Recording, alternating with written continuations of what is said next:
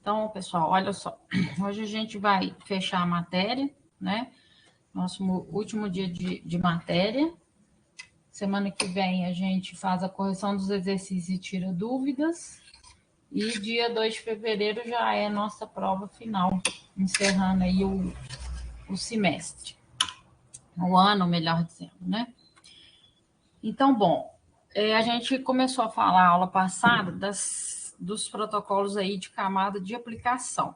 Então, a gente viu aí ontem, né, na aula de ontem vocês viram também o código, né, para poder criar aplicações que vão trocar dados, né, então vocês aprenderam aí a trabalhar com socket. E aquele programinha de ontem, né, aquele código de ontem, poderia ser aí usado, né, para desenvolver qualquer protocolo de camada de aplicação, tá? Por quê? Um protocolo, ele vai definir aí o tipo das mensagens trocadas, quais são as mensagens de requisição de resposta, o que tem em cada campo. Então, ontem, o código de ontem, a gente só manda uma frase, mas seria possível, né, a gente mandar aí uma série de valores pelo socket, né, montar um pacote com cabeçalhos aí, usando campos, né, e colocando aí algumas informações nesses campos. Então, o protocolo ele teria que definir que campos que seriam esses, quantos campos, o que esses campos significariam, né? Então, isso tudo que uma aplicação vai definir, né? E as regras, né, para quando que vai enviar e quando que vai receber alguma mensagem, tá? Então, esses protocolos, eles executariam aí algum serviço, né? Tipicamente entre cliente e servidor, mas a gente já viu que tem outros modelos aí também de troca de mensagem, né? Na arquitetura de aplicação. Então, é o seguinte, existem aplicações que a gente fala que são de domínio público, né? Então, tem protocolos que foram desenvolvidos pelo pessoal do IETF, tá? Então, a gente vai falar que esses protocolos são de domínio público porque a gente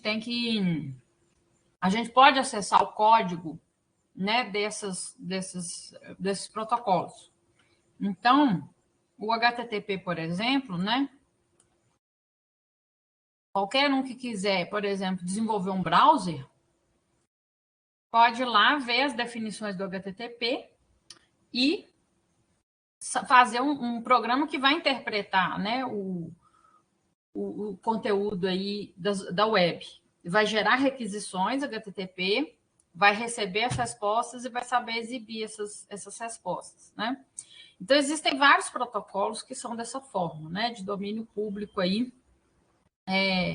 para que podem ser acessados por qualquer um, e foi o IETF que criou. Então, HTTP é assim, o e-mail, né, os protocolos de e-mail, SMTP, IMAP, POP3,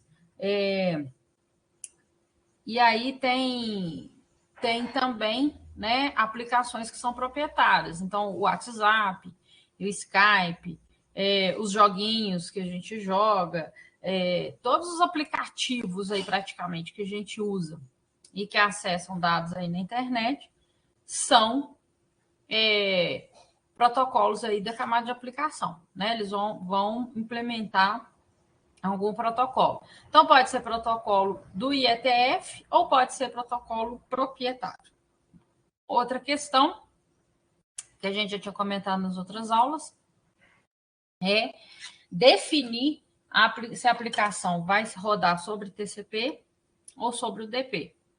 Então, ontem eu mostrei para vocês como que faz os sockets em Java, tanto para o DP quanto que para TCP, né? Então, como que a gente vai escolher, né? Por que eu vou usar um ou por que eu vou usar outro, tá? A questão é a seguinte, vai depender do comportamento que você vai precisar para a sua aplicação. Então, se a aplicação ela pode tolerar alguma perda, algum bit perdido ou não. Se ela não é tolerante à perda, por exemplo, quando a gente está transferindo arquivos, não é tolerante à perda, porque arquivo, né, se ele perde um bit, ele já não fica válido mais, né? Em compensação, quando a gente está transferindo aí um áudio ou até um vídeo, né, a gente pode perder alguns pedacinhos aí sem comprometer a aplicação como um todo. Então, tem a questão de se pode ou não pode ter perda, tem a questão se é sensível a atraso. Então, imagina, nós estamos aqui numa webconferência, né? O ideal é que, se eu perguntar alguma coisa, vocês já estão escutando a minha pergunta para poder responder. Senão, a gente não consegue interagir, né? Então, o que acontece? Essas aplicações, melhor dizendo, que a gente fala que são em tempo real, né? Que precisa de interação, elas são muito sensíveis a atraso, né? Se vocês pensarem aí também, alguém que assistir, às vezes, um jogo, né, online, também vai ser sensível a atraso, né? Ou até jogar mesmo joguinhos aí. Imagina, né? Você está jogando algum jogo interativo, se seu computador estiver muito atrasado, você não vai conseguir nem jogar, né? Com as outras pessoas aí, por exemplo. E outra questão aí, se é exigente ou não com relação à taxa de transmissão. Então, por exemplo, para a gente conseguir assistir um jogo ao vivo, né, via internet aí, a gente tem que ter um acesso muito bom. A taxa de transmissão é elevada, principalmente se a gente quiser assistir o vídeo, por exemplo, em alta resolução, né, sem atraso. Então, cada aplicação vai ter aí algumas exigências aí, ou alguns requisitos com relação a esses parâmetros aqui, podemos dizer, tá? Então, como eu falei, aplicações de áudio são mais tolerantes a perdas do que transferência de arquivo. Aplicações como telefonia, webconferências são sensíveis a atraso, né? E muitas aplicações multimídia aí, né? Esses streamings, né? Imagina a gente assistir um vídeo no Netflix, por exemplo, né, com uma taxa de transmissão muito baixa. Não vai dar muito certo, né? Então, aqui nessa tabela tem aí algumas... um comparativo aí de algumas aplicações que a gente costuma usar, né? Então, o que acontece? A gente tem transferência de arquivo, e-mail, documentos web, telefonia ou videoconferência, áudio e vídeo armazenado, por exemplo, tipo o YouTube para vídeo e o Spotify, por exemplo, para áudio, jogos interativos, mensagem instantânea. Pode ser qualquer um que vocês quiserem, pode ser WhatsApp, Telegram, Skype, né? Enfim, qualquer serviço aí que a gente chama de serviço de mensageria. Então, reparem que os que transferem arquivos, né, que é a própria transferência de arquivo, o e-mail e a web, tudo faz transferências aí de arquivos, né? Então, não pode ter perda, né? E mensagens instantâneas também eu já falei com vocês. A parte que a gente tem do chat é transferência de arquivo. A parte que a gente tem aí de conversa em tempo real, que é aquela parte das chamadas, né, de áudio e vídeo, aí já entra aqui na parte de telefonia via internet, videoconferência. Então, aí você pode perder algumas coisas, mas você demanda aí que algumas taxas de transmissão e também pouco atraso, porque senão a conversa, né, não vai dar muito certo, tá? Vamos lá. Enquanto isso, né, as transferências de arquivo, a gente não considera que elas são sensíveis ao tempo, né, por mais que a gente tenha sempre pressa de baixar as coisas, né, mas você não atrapalha a aplicação se ela atrasar um pouco mais ou um pouco menos, né? É só a nossa impaciência mesmo, que às vezes a gente fica querendo que vá tudo rápido, né?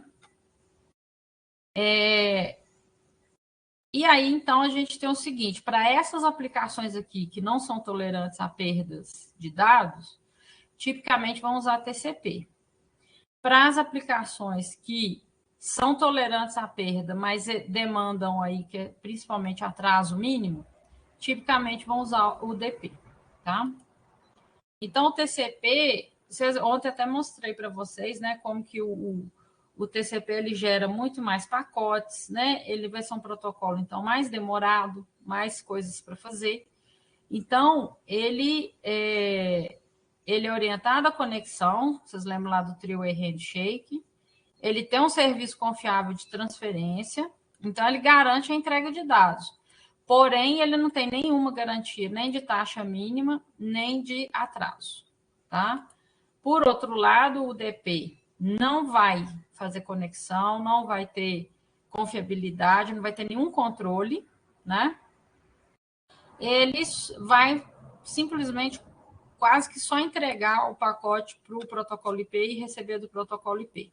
Então, ele é bem rápido e vai ser usado aí em aplicações em tempo real.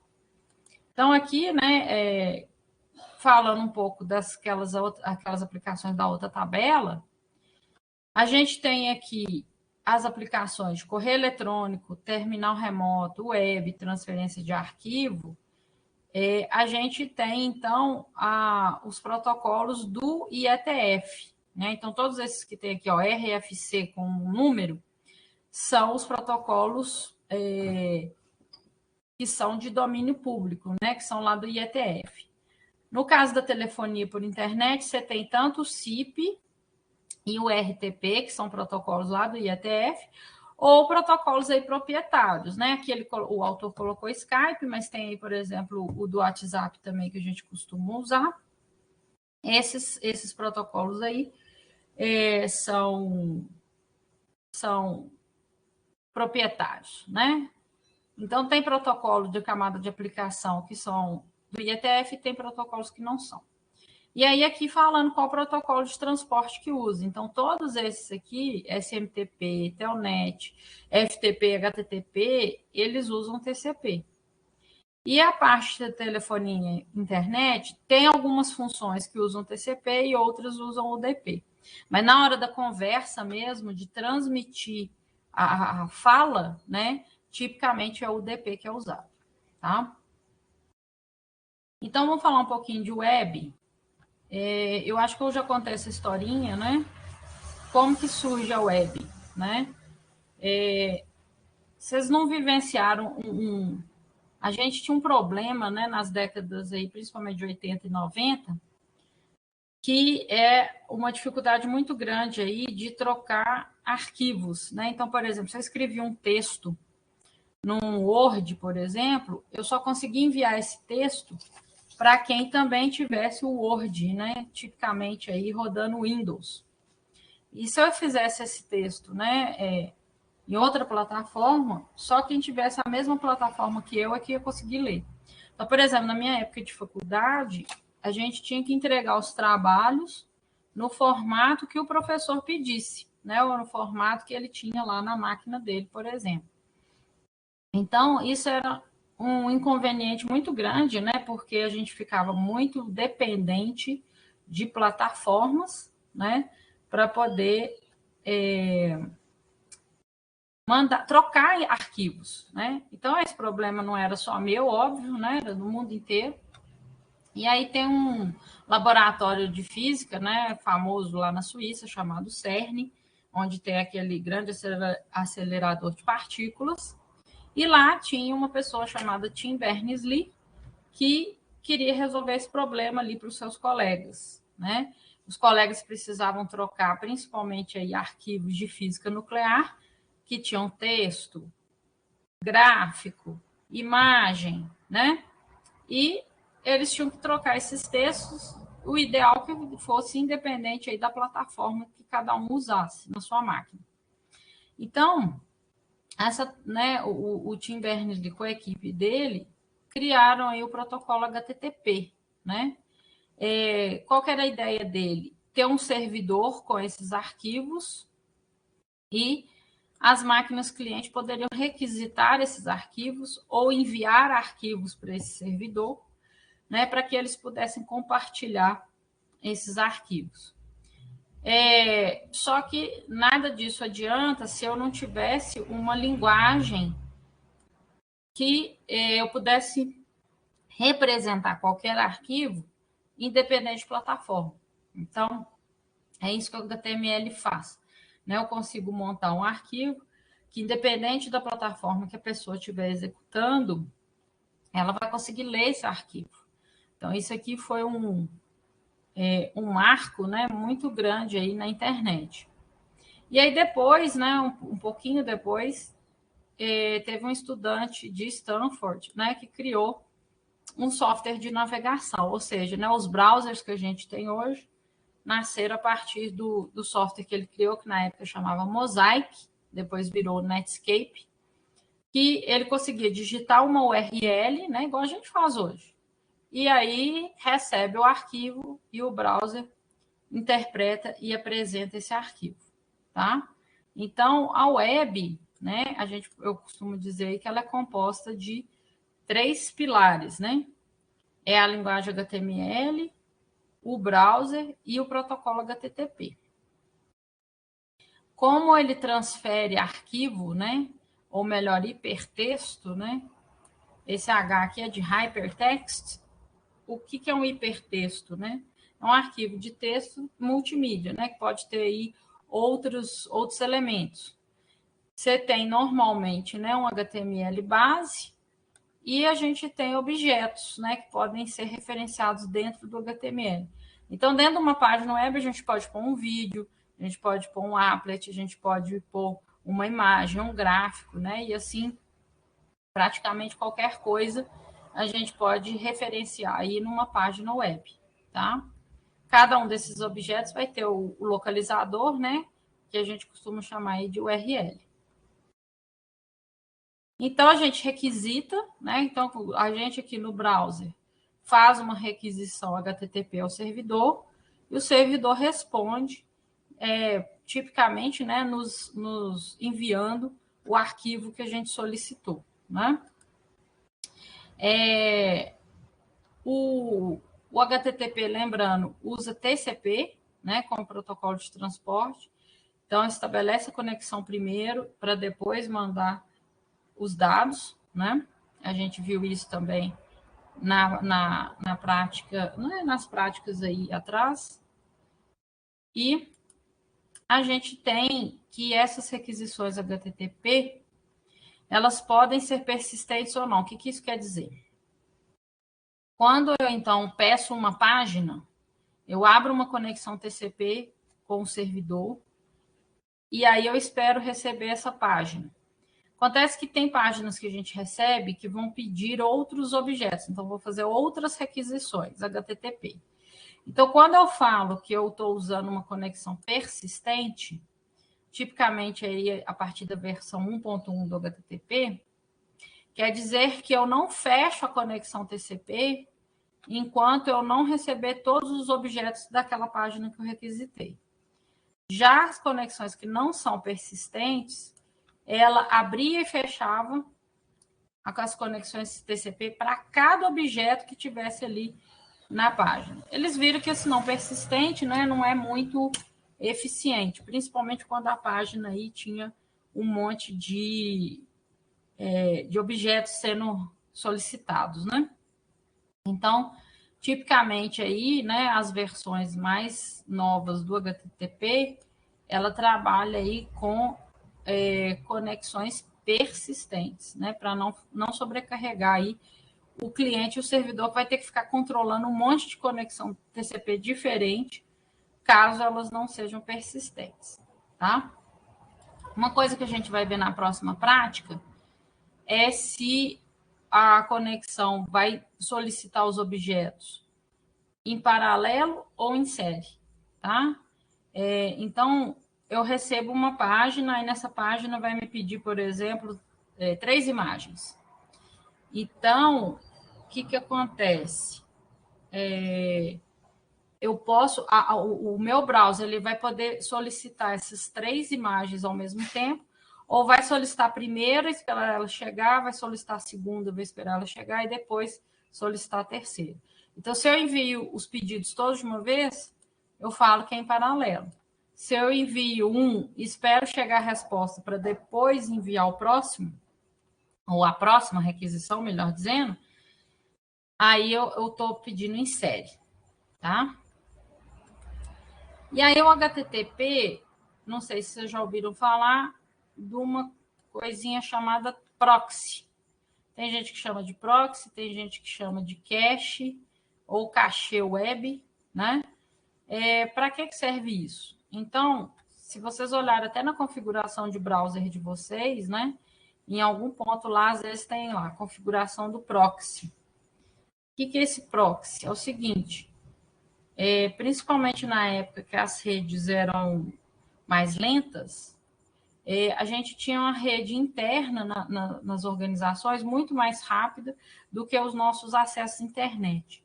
Então, eles resolveram colocar uma máquina que receberia de todos os clientes as requisições HTTP e repassaria para os servidores, caso uma cópia desse arquivo não já tivesse no servidor proxy. Então, pode acontecer, às vezes, a gente está numa rede que tem a proxy, e aí você pede, por exemplo, a página do Google. Aí você vai receber a página que está uma cópia aqui no servidor proxy. Não necessariamente a página original lá do servidor da Google, tá? Então, se a página que a gente solicita já está no proxy, o tempo de resposta ele vai ser bem rápido aí. Agora, se não tiver, o proxy vai ter que pedir lá no servidor, receber a resposta e repassar essa resposta para o cliente, tá? Então, esse servidor proxy, né? Ele podia melhorar o tempo de resposta entre o cliente e o servidor, principalmente aí quando a gente tinha links de internet muito lentos, e podia também reduzir o tráfego de rede externo aí da instituição, né? Deixando gerar só realmente tráfego que fosse necessário, tá? Hoje em dia é mais raro a gente usar proxy, a não ser que a gente queira outros serviços, né? Tem gente que usa proxy, por exemplo, para mascarar o seu IP de origem. Então, por exemplo, tem serviços aí que são bloqueados para usuários de determinados países. Aí eu quero acessar aquele conteúdo. Então, eu posso acessar algum servidor proxy aí de domínio público, que tem vários, e fazer esse servidor requisitar aquilo que eu quero. Né? Então, isso é possível também. Usar o proxy aí para meio que mascarar quem que está requisitando, às vezes, alguma coisa. Tá? Quando tivemos aqueles bloqueios de WhatsApp também, teve gente que acessava o WhatsApp por algum proxy e por aí vai. Gente, qualquer dúvida, vocês podem me interromper aí, hein? O próximo protocolo de aplicação, né, é o FTP, de File Transfer Protocol. Então, ele é um protocolo usado aí para transferência de arquivos, tá? O conceito de download, né, exatamente quando a gente tem um computador remoto e vai trazer o arquivo para a nossa máquina, ou o contrário, né, o upload aí quando a gente vai mandar arquivos aí para outra máquina. Então, a gente faz muito isso atualmente pela web, né? Mas o FTP ele é mais antigo que a web. Era um protocolo que transferia qualquer tipo de arquivo. Hoje, por exemplo, né, no Siga, eu vou lá, coloco arquivos para vocês, vocês vão lá e baixam os arquivos, né? Fazem download desses arquivos. Então, a gente tem aí essa função, né, de transferência de arquivo também pelo HTTP, tá? Mas tradicionalmente era o FTP. E ele é interessante porque ele estabelece 2 conexões TCP com o servidor. Uma conexão na porta 20 e outra na porta 21. Por que isso? Numa conexão, ele só transmite os dados. Então, por isso que aqui está falando conexão de dados. E na outra é uma conexão de controle. Isso é bem útil quando a gente quer, por exemplo, você está baixando um arquivo, você quer cancelar, por exemplo. Aí você dá um comando de cancelamento pelo canal de controle, você já consegue cancelar, porque esse comando não vai ter que disputar o canal que está transferindo os dados. Então, isso traz uma certa eficiência aí para o protocolo, né, para ele permitir aí, esse paralelismo, né, entre os controles e os dados que estão sendo trafegados. O inconveniente, né, é ter que usar duas portas aqui do servidor para cada conexão aí, né, de cliente. Então, isso também pode não ser bom, né? Mas é um protocolo, né, bem antigo aí também e que tinha essa função, então, de transferir dados, né, tanto do cliente para o servidor quanto do servidor para o cliente. Outra aplicação bastante antiga aí é o correio eletrônico, também anterior à web, né? Hoje a gente usa a web para acessar nosso correio eletrônico, mas nem sempre foi assim, tá? Então, o e-mail, né, o correio eletrônico, a gente tem programas que a gente pode chamar de agente de usuário. Então, tem programas que a gente instala na máquina, não sei se vocês já ouviram falar e já usaram o Outlook, mas a gente hoje tipicamente usa os chamados web e-mails, né? Que são páginas para acessar correio eletrônico via web. Então, a gente acessa a página de um determinado servidor e a gente tem os protocolos aí envolvidos, que podem ser SMTP, POP3 e MAP HTTP. Vou mostrar quanto que a gente usa cada um. Então, os servidores, eles trocam as mensagens usando sempre SMTP. Então, por exemplo, eu estou no servidor do Cefet e vou mandar e-mail para alguém no Gmail. Então, o servidor de correio do Cefet vai ter que enviar para o servidor do Gmail, usando o protocolo SMTP, a mensagem que eu mandei, tá? E esses outros protocolos, o POP3 e o MAP principalmente, são protocolos de leitura, né? Então, qual que é o fluxo aqui? A Alice, ela acessa aqui, cria um e-mail, que ela vai mandar para o Bob. Essa mensagem, ela vai para o servidor de correio dela, vamos supor, lá do Cefet. Aí, o servidor dela vai mandar para o servidor de correio do Bob, vamos supor, um Gmail. E aí, depois, ele vai buscar suas mensagens usando ou IMAP, ou POP3, ou ainda HTTP, se ele estiver usando um web e-mail, né? Então, o que acontece? São vários protocolos envolvidos, né? Eu posso enviar da minha máquina para o meu servidor via SMTP ou HTTP, se eu estiver usando o web e-mail. Entre os servidores é SMTP sempre. E para fazer a leitura dos e-mails, né, a gente pode usar POP3 e MAP ou HTTP. Qual que é a diferença?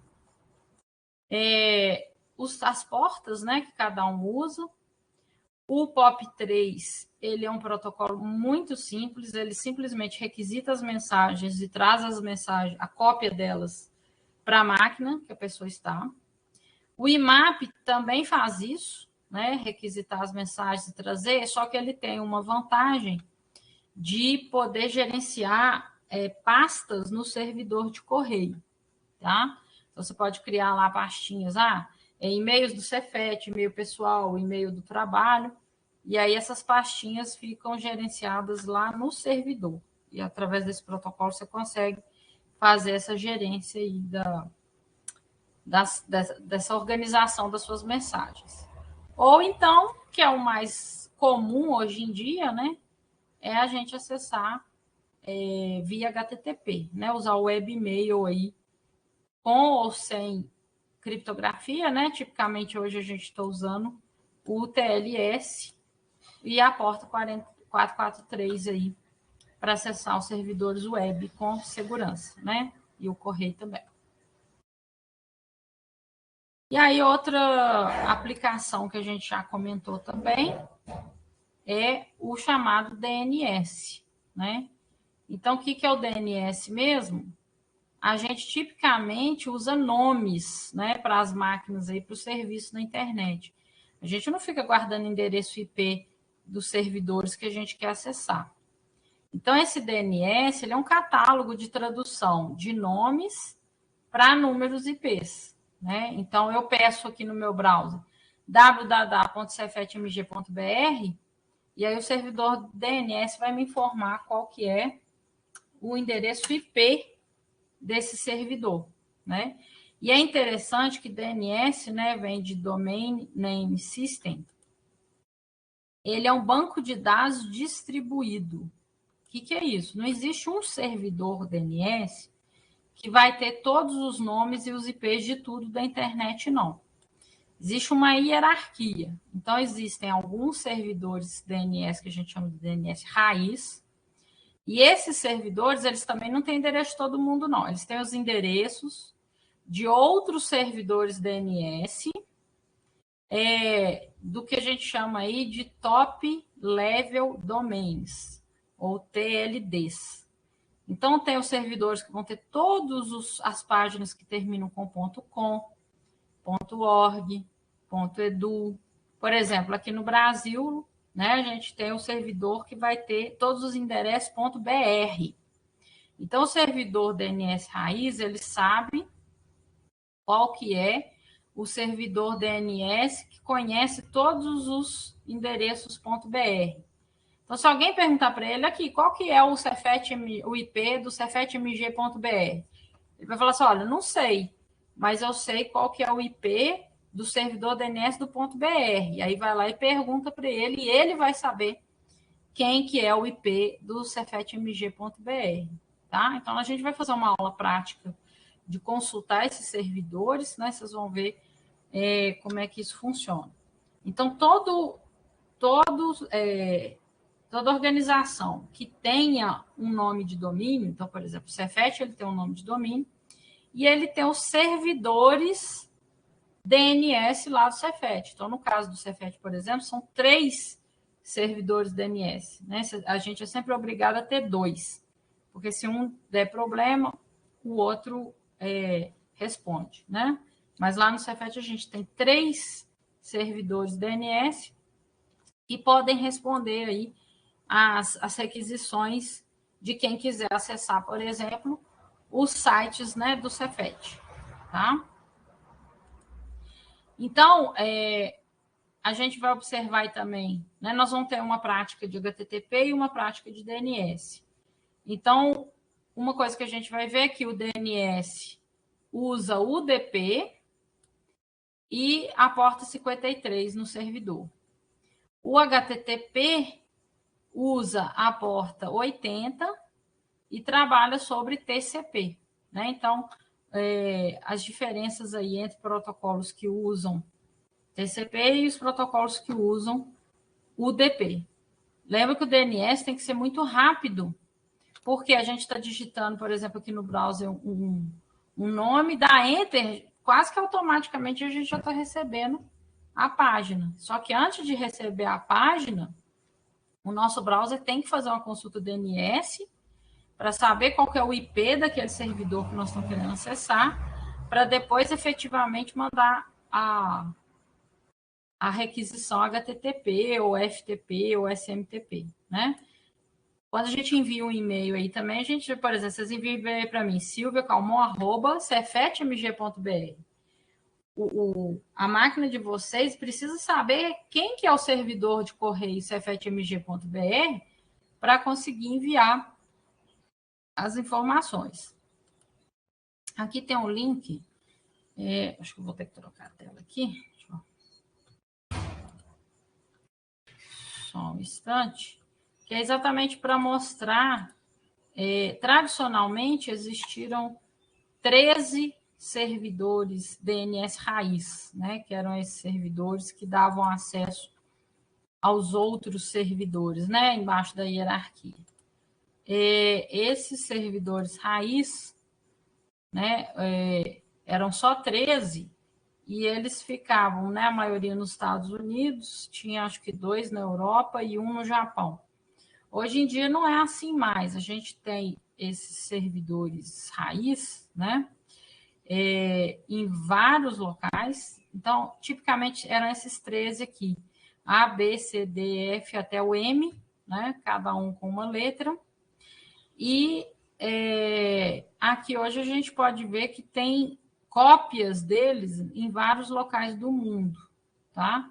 Então, tem o servidor A, tem os servidores B, o C, o D, o E, o F, G, né? Então, e aí tal, todos aí.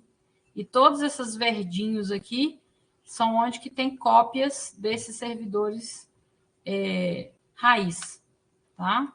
Então, antes eram só 13 mesmo. Hoje são cópias desses 13, né? Espalhadas aí no mundo inteiro. Então, esses números aqui são exatamente essas cópias. Se vocês quiserem fazer um zoom aqui no Brasil, por exemplo, vocês vão ver, né, algumas cópias espalhadas por aí. E aí a gente vê, por exemplo, que até aqui em Belo Horizonte tem cópias, né, dos servidores F, o L e o J. Então, né, aqui a gente consegue ver, à medida que você vai dando no zoom aí, que servidores que a gente tem por aí e onde que eles estão no mundo, tá? É uma estrutura bem grande, né, exatamente para a internet também ficar bem rápida, porque imagina se a gente tivesse poucos servidores DNS o tempo todo, a gente está consultando esses servidores, né? Ia ficar um gargalo muito grande se a gente tivesse poucas cópias desses servidores. Então, é interessante, né, como que eles distribuíram, né? Isso aqui é um pequeno pedaço do que seria essa hierarquia DNS, né? Porque a gente tem muito mais outros nomes aqui. Depois, até se vocês quiserem olhar aí no... quer ver? DNS. A gente tem, por exemplo, aqui no Wikipedia, vocês saberem que tipos de domínios que a gente tem, né? A gente tem .org, .br, cadê a lista de servidores? Vamos ver aqui. Não, eu queria mostrar para vocês, né, todas as... melhor, já sei o que eu vou fazer. Vou colocar aqui por top level domain. Então, a gente tem 2 tipos de top level domain. Então, os normais que a gente conhece, .com, .info, .net, .org e vários outros aí. Tem os patrocinados, né, para as empresas aí, tipicamente, ou governos, né? Tem... Então, esses aqui é o que a gente chama de GTLDs, ou domínios genéricos, tá? Antigamente só podia ter até 3 letras, hoje em dia já não tem mais nada disso, né? E a gente tem os chamados... então, aqui tem as listas, né, de todos esses GTLDs, tá? Quem depois quiser aí saber, tá aqui. E tem os Country Codes, né? Top Level Domains, ou CCs, né? Esses Country Codes, né, por exemplo, do Brasil tá aqui, né, que é o nosso .br. Mas, então, tem para todos os países aí, seguindo uma padronização da sigla de país da ISO, tá? E tem uns curiosos, por exemplo, o Arduino, né, costuma colocar o site deles, arduino.cc, que é de um país, né, chamado Coconut Islands. Tem outro que é um famoso também e que dá muito dinheiro para o PIB do país, é o .tv, né? .tv é de um lugar chamado Tuvalu, né? Então, já meio que virou domínio aí do pessoal das emissoras de TV, né? Que pagavam, inclusive, né, para usar o domínio. Dizer que o PIB desse local aqui, né, não sei quantos por cento lá do PIB era só dessas empresas de TV que compram um domínio aí, .tv, né? Então, tem vários aí Depois, se vocês tiverem curiosidade para saber, né, qual que é a sigla aí, ou não sabem de algum país, tem todas aí na internet, facilmente vocês acham isso daí por aí. Tá ok? Que mais? Vou voltar aqui minha tela, peraí. Opa! Cadê meu... tá aqui. E aí, o último, né, protocolo aí de camada de aplicação, não sei se já ouviram falar também, ou se ouviram, provavelmente já ouviram falar do SSH. O Telnet é o acesso remoto, né? O Telnet e o SSH é o acesso remoto. Vocês conseguirem logar numa máquina e executar qualquer coisa nessa máquina remotamente, né? O Telnet é o mais antigo, ele era um protocolo totalmente inseguro, né? Não tinha criptografia nenhuma. Hoje o SSH ele é mais seguro porque ele fornece aí criptografia, tá? Então, a gente fazia login, né, num serviço de SSH ou de Telnet, e aí tudo que você digitar na sua máquina vai ser transferido aí para a máquina que você está conectado, né? Então, esses controles remotos aí são interessantes em várias situações, né? Imagina o pessoal aí de suporte, por exemplo, numa empresa, alguém está com problema lá na sua máquina, o atendente, né, ele pode acessar remotamente sua máquina para ver como é que está a sua tela, o que está acontecendo, às vezes algum erro que está dando em algum sistema, né, e tentar consertar isso daí. Então, não sei se vocês já usaram algum serviço, né, de login remoto, tem nas nossas redes locais ou tem via internet aí também, né? Então é isso, gente. Chegamos aí, né, no nosso último slide da matéria. Lembrando, vou conferir aqui, mas já deixei lá no Siga para vocês os exercícios. Vamos ver aqui, só para eu não falar bobagem. Conferindo, já está lá os exercícios 15 sobre a camada de aplicação, então, para vocês fazerem, tá? Então, a matéria, né, termina aqui. A gente tem prova no dia 2 de fevereiro. Então, a aula que vem vai ser para a gente exatamente corrigir os exercícios, tá? Então, a gente teve aí 3 exercícios aí nesse semestre, bimestre, melhor dizendo. Então, vou até colocar aí nas notas compartilhadas, né? Que às vezes vocês me perguntam aí distribuição das notas. A gente vai ficar aqui da seguinte forma. Então, a avaliação do dia 2 vão ser 12 pontos. A partir aí do trabalho, né? Também 12 pontos. Na parte teórica, né? E a gente tem exercícios 13, 14 e 15. Vão totalizar aí, então, os 6 pontos que faltam, sendo 3 pontos para cada... Desculpa, 2 pontos para cada exercício, tá? Do laboratório... Eita, hoje aqui tá difícil. Vão ser 5 práticas, dando aí 15 pontos, tá? Cada prática, então, 3 pontos, né? E a gente tem aí a parte aí do trabalho, mais 15 pontos aí na parte prática, né? Porque vocês têm a parte teórica e a parte prática aí, tá? Dúvidas aí, pessoal, com relação a isso?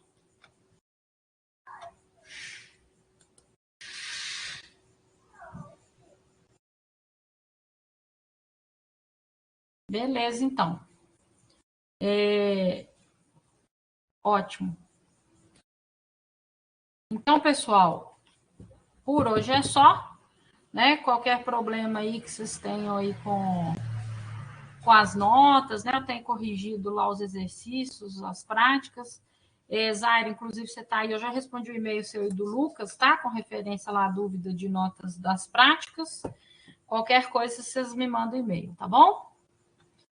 Então, um abraço aí para vocês.